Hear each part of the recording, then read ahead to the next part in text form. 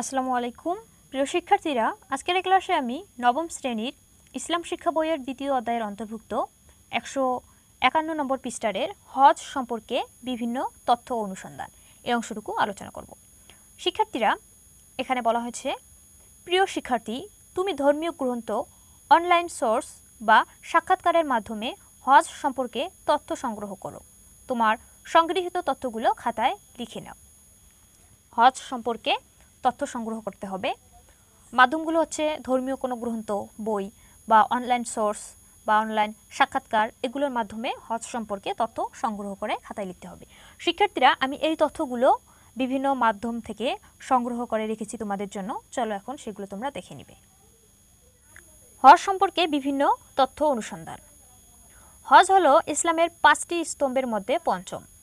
জীবনে অন্তত একবার হজ করা সকল সক্ষম মুসলিমের জন্য বাধ্যতামূলক। নিচে হজ সম্পর্কিত সাধারণ তথ্যগুলো উপস্থাপন করা হলো। শিক্ষার্থীরা, এখানে সাধারণ তথ্যগুলো উপস্থাপন করা হলো। হজের সময়।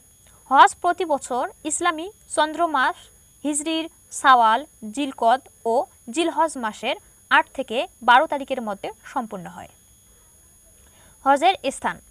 হজ মৌসুমে হজ যাত্রী সৌদি আরবের মক্কা শহরে অবস্থিত কাবা, মসজিদুল হারাম, মাফলা, আরাফাত, মুজদালিফা এবং মিনা সহ বিভিন্ন পবিত্র স্থানে যান।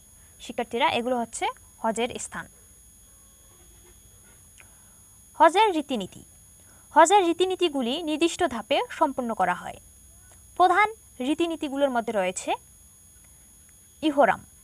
হজের উদ্দেশ্যে মক্কায় পৌঁছানোর পর হজ যাত্রীরা ইহরাম নামক বিশেষ পোশাক পরিধান করেন এবং নির্দিষ্ট নিয়মকানুন মেনে চলে। 2. তাওয়াফ। কাবা ঘিরে 7 বার তাওয়াফ করা হয়। সাই। সাফা ও মারওয়া নামক 2টি পাহাড়ের মধ্যে 7 বার হাঁটা, এটাকে সাই বলা হয়। আরাফাতে ওকুফ। আরাফাত নামক ময়দানে একদিন অবস্থান করা।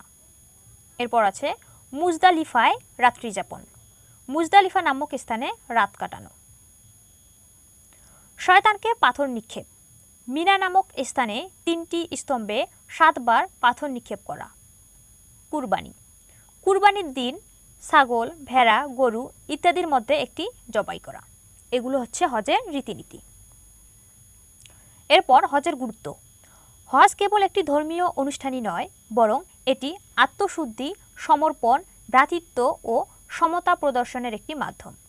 হজের মাধ্যমে মুসলিমরা আল্লাহর প্রতি তাদের কৃতজ্ঞতা প্রকাশ করে এবং তাদের পাপের জন্য ক্ষমা চায়। হজের ফজিলত। হজ সামর্থ্যবান মুসলিমদের জন্য একটি উত্তম আমল।